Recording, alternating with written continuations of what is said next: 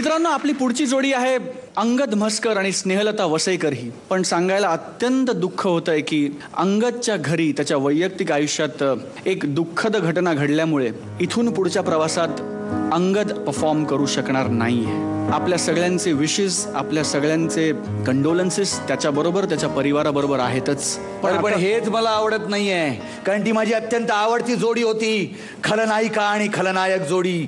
त्यामुळे मग आता मी स्नेहलता वसईकर बरोबर आणखीन एक खलनायक आणणार आहे, ज्याचं नाव आहे रणजित जोग.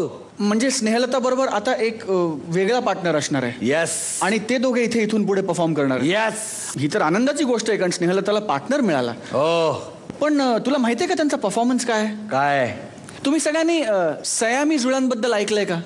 सयामी जुळे, ज्याला इंग्लिशमध्ये सायमीज ट्विन्स असंही म्हणतात. अशीच एक जोडी हे दोघे आपल्यासमोर घेऊन येत आहेत. जोरदार टाळ्यांनी स्वागत करूया स्नेहलता वसईकर आणि रणजित जोग यांचं.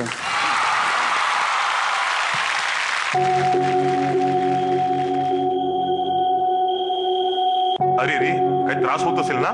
त्रास त्यांना नाही, त्यांच्या आई बापांना होत असेल. आई बापाचे भोग पोरं भोगतायत. नाही नाही, यांचीच मागच्या जन्मीची पापं असतील, दुसरं काय? खायला खार आणि भुईला भार. हे असं जगण्यापेक्षा कुठला रस्ता कुठली वळण कसला हा अंधार.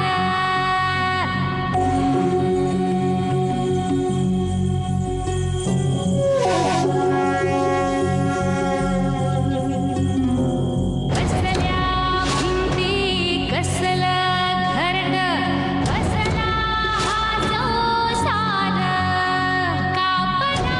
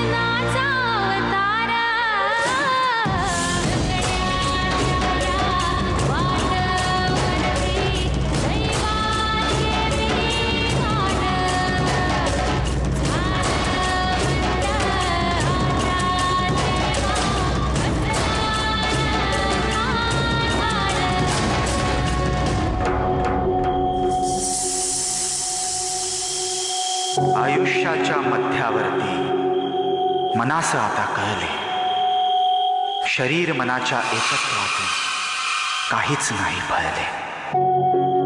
तुझ्या सुखासाठी ताई तुला त्यागून जातो आहे. अनंताच्या रस्त्यावरून तुलाच फिरून पाहतो आहे.